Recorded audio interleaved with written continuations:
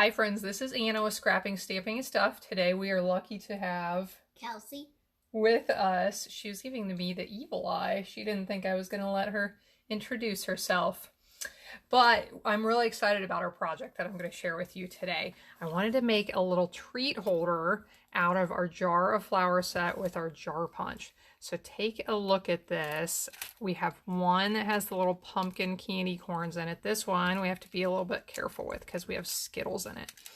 But I thought these were just adorable. I made these out of our window sheets, our clear acetate sheets that you can do a lot of neat different techniques with. So I'm going to show you how to make these cute little treat holders. And keep in mind, I decorated both of these for fall, but you can make these for any occasion, any holiday, any special occasion, birthdays, anything. And the other thing is you can put all sorts of treats in them. I was able to fit a Snickers fun size candy bar in there. I have a whole assortment of little treats around. I fit 3 Andes mints in. You can fit all sorts of different candies in these. Even though they're pretty small, they can still hold a lot of different things. My Skittles? Yeah. Kelsey was kind enough to share her Skittles with me for a little while so I could show them in the little treat holder. So we appreciate that. You're welcome. Okay. So let me tell you what we need and how to make this. You do not need many supplies for this at all. It's easy, I think. This is our acetate sheet or window sheets. And I have enough that I have one piece that measures 2 3/4 inches by 4 inches. And I have a little bit more to stamp 2 jars onto. So first let's punch these out using the jar punch. The jar of flowers? Jar of Flowers is the name of the stamp set. I believe the name of the punch is just the jar punch, but I could be wrong. If you know. Okay, so we have our 2 jars ready here. I stamped these with StazOn black ink. You have to use the StazOn so that it will be permanent on these acetate sheets. What stays on? Permanent ink. Okay. The kind that smells good. That's how we refer to the StazOn ink. The kind that smells good. Okay, now we have our 2 3/4 by 4 piece of window sheet here. I am laying it long ways, so it's wider than it is tall. Laying this direction, we're going to score it a few times. We need to score it at 3/4 inch. Can I help a little bit? This is tricky, Kelsey, and I was just going to tell everyone else that. So you need to do this a few times, and you need to push fairly hard. This is a lot different than trying to score and fold paper. So keep that in mind. So score it at 3/4 inch, 1 3/4 inch, 2.5 inches, and 3.5 inches. And I will mention, you can definitely make these out of paper if you want to. It just won't have the see-through look of the jar so that you can actually see what's inside. Now we're going to turn it the other direction and score at 2 inches.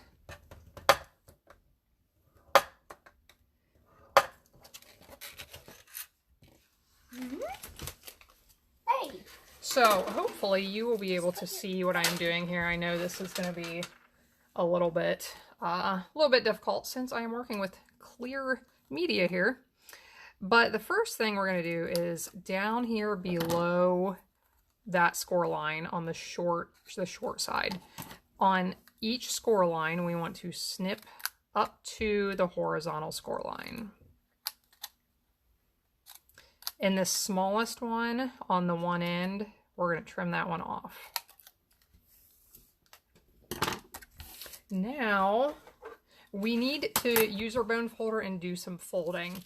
And I tried this a few different times in a few different ways, and I had the best success when I did it the way I'm going to show you right now, which is to fold them. We're going to fold this all We're going to fold it all the same directions so that eventually it's going to become our little box. But you want to feel around and get those folded once, because they don't just naturally fold on that score line like paper would. So get them folded with your hands, then go through, fold it with your bone folder. Get a nice sharp crease, and they do crease really well once you use your bone folder. Now I want to do the same thing, but I am going to fold this all back the other way. So right now they're all folded this direction. I'm going to refold them so that they are going to fold this other way. And this is what makes it have real nice, crisp edges that make a nice little box.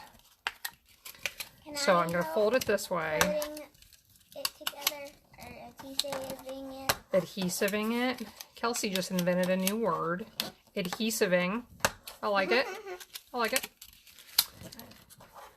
I'm not sure if you can help with this one, sweetie. This one's kind of tricky. Okay, so now I have really nice, good folds, and we can put this together here in a second. I do still need to fold down on this one score line going the other way. I do still need to use my bone folder on those.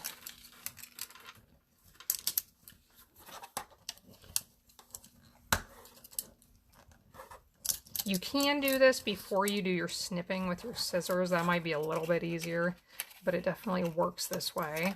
So I folded them out now. So if I fold my box together the way it goes, those pieces are sticking out along the outsides at the bottom. They need to stick in.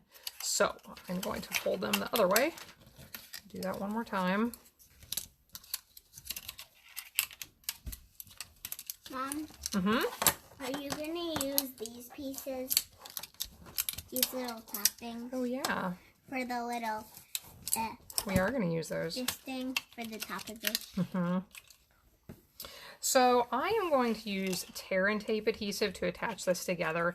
I chose tear and tape because it's really strong and it is going to hold right away.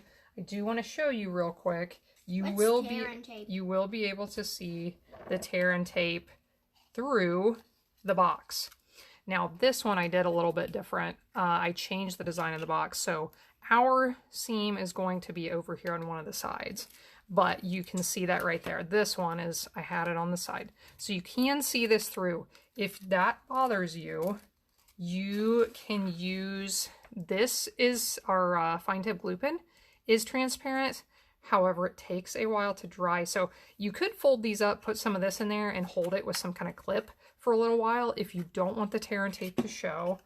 But we're going to use tear and tape because that showing through a little bit doesn't really bother me. So tear off enough, and I'm going to put this on the outside of the smallest flap right here.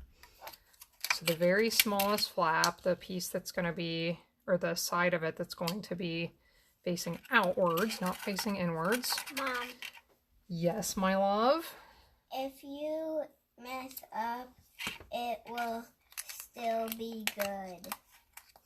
Will it? Yeah. It's going to be awesome even if I mess up? Yeah. Thank you, darling. That's sweet. Okay, now on that same side, I am going to put it onto one of the larger pieces. Okay, we've got a smaller, a larger, a smaller, a larger. Put it on one of those larger pieces. So to fold this up, I need to get that paper backing off of the tear and tape of this long strip.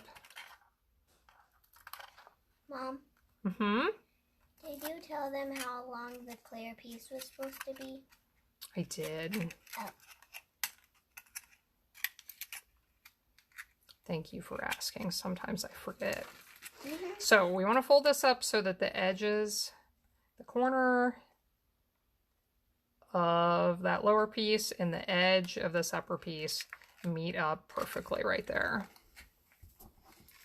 Okay, so I'm going to fold this one more time, give it some nice good corners. Now for the bottom, we need to fold this bottom piece up. We fold the two smaller flaps in first. Then we are going to take this paper backing off of this one and fold it in. And then we fold the larger flap that doesn't have any adhesive on it, fold that one in last. Okay, and if you want to, you can stick something down through there just to put some pressure on it and make sure it has a really good hold. Okay, so here is our little box. Now we are going to attach the jars to the front. And I'm going to see if I can do an up close again of these.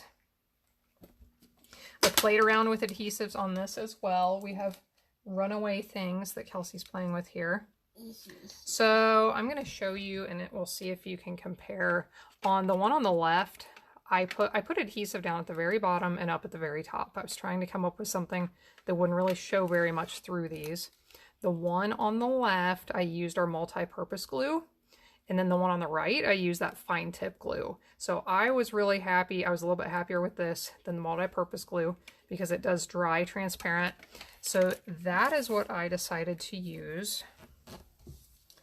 This fine tip glue. So I just put one thin little strip right across the top and one thin little strip right across the bottom.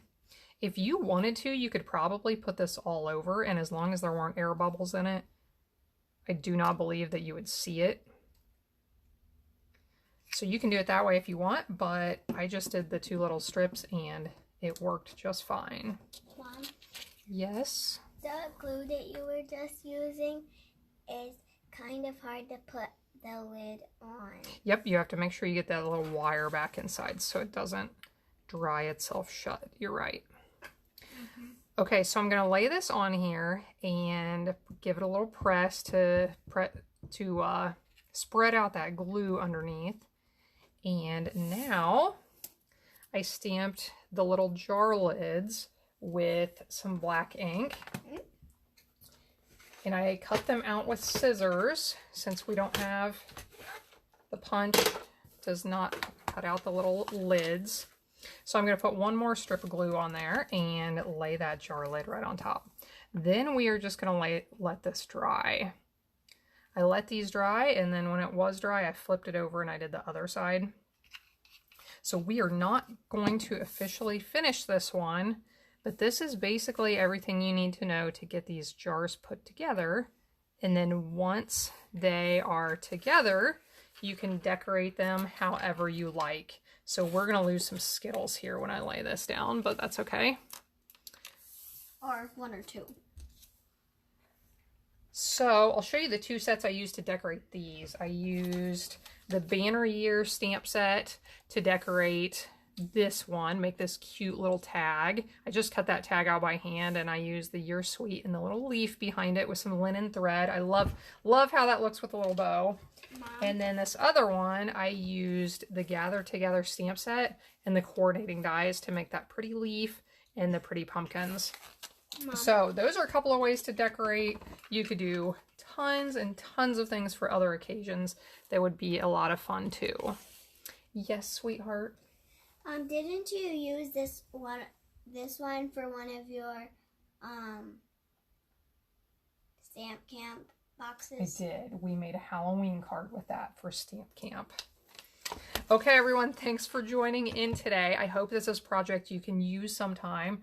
You can get other ideas and inspiration on my blog at scrappingstampingandstuff.com. I hope you have a wonderful day, and we will see you again next time.